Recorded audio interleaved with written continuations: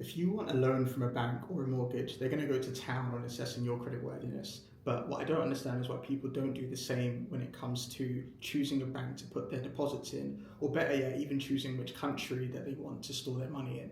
Now, everyone thinks that the US, the UK, and similar countries are like indestructible and they are great for almost everything, but the reality is they aren't. Let's take banking.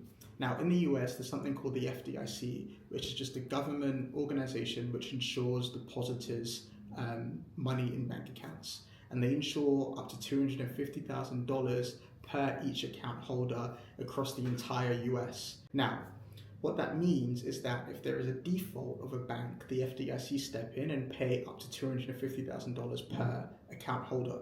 The issue, though, is that the FDIC only have about 1% of liquid cash for all of the deposits that they insure, which means if there were a significant event affecting several banks across the US, the FDIC won't be able to service it, and so they will look to the US government.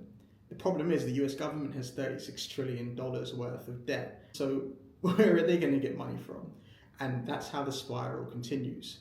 Now, between 2000 and 2025, there have been over 500 banks that have defaulted in the US, and on average, there's about 3 to 5 defaults per year.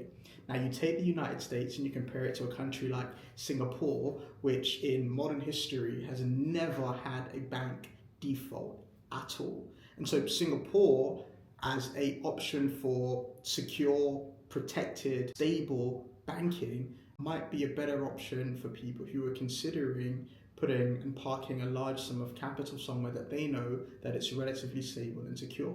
So that's where, if you are thinking about a global wealth strategy or sort of organizing your assets, offshore bank accounts in places like Singapore and Hong Kong, etc., might be better options for you than what you are constantly preached about the US and the UK.